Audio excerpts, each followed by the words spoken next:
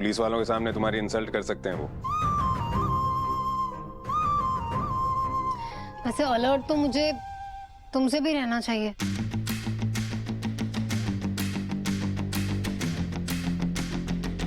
पता नहीं कब क्या कर दो। कल रात को क्या कर रहे थे? गला दबा रहे थे मेरा। दिमाग खराब है क्या तुम्हारा? बताया था ना मैंने क्या कर रहा था। मुझे लगा था कि तुम्हारे गर्दन पे जो टैटू है मेरे नाम का वो तुमने कटवा दिया है, तो आउट ऑफ क्यूरियोसिटी बस चेक कर रहा था है कि नहीं, बाल हटाकर गर्दन पे।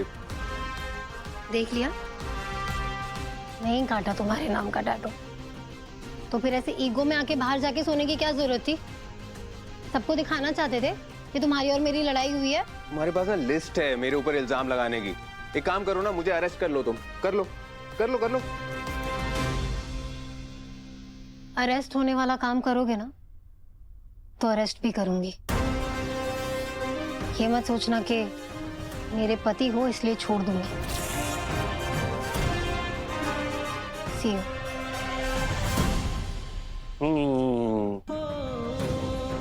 हर बात पे झगड़ा ही हो रहा है, पता नहीं क्या हो रहा है।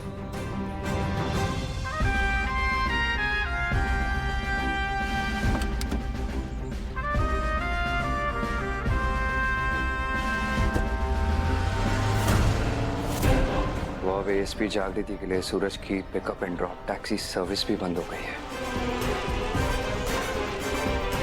मैं जो जैसा चाह रहा हूँ बिल्कुल वैसा ही होते जा रहा है। मैम, मैंने हर जगह चेक कर लिया।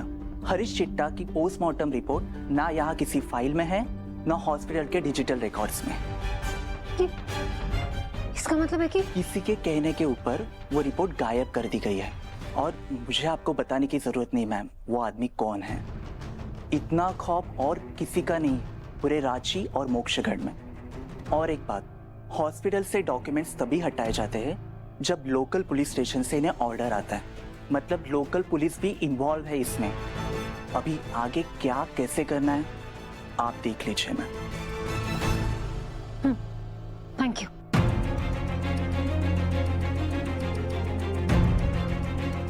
डॉक्टर बिल्कुल सही कह रहे थे। इतना खौफ पूरे रांची में सिर्फ और सिर्फ कालीकांत ठाकुर का है। और उन्होंने बाबा की पोस्टमार्टम रिपोर्ट हटवाई है, मतलब वो जानते हैं कि मैं बाबा के मर्डर को इन्वेस्टिगेट कर रही हूँ। इसका मतलब वो बाकी के सारे सबूत भी हटाता जाएगा।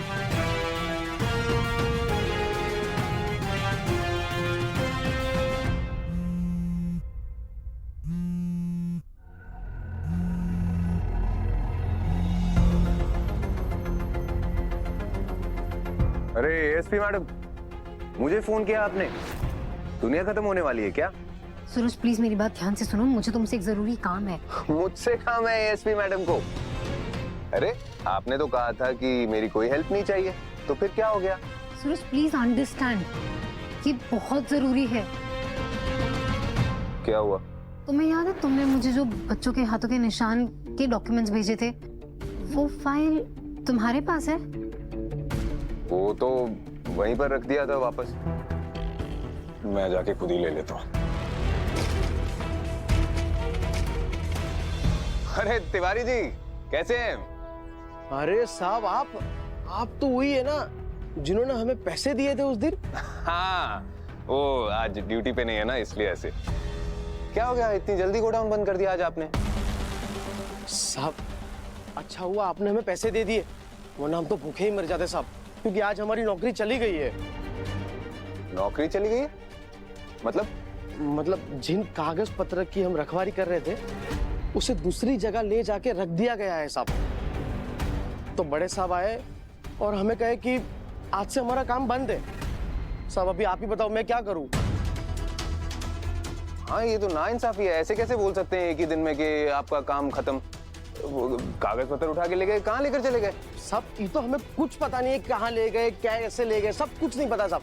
पर हाँ साहब, वो चित्ता बस्ती वाला वो जीवन वो आया था टेम्पू लेके साहब, वो सब लेके चला गया।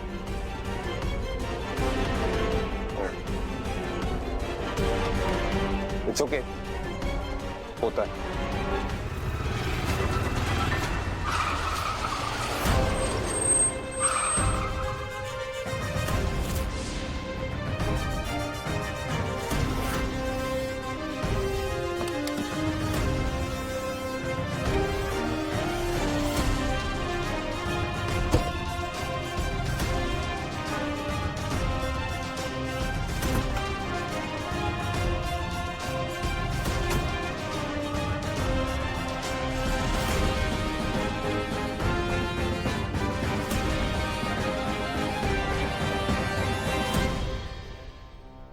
डरो मत।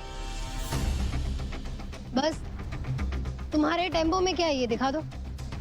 चलो खोलो टेम्पो।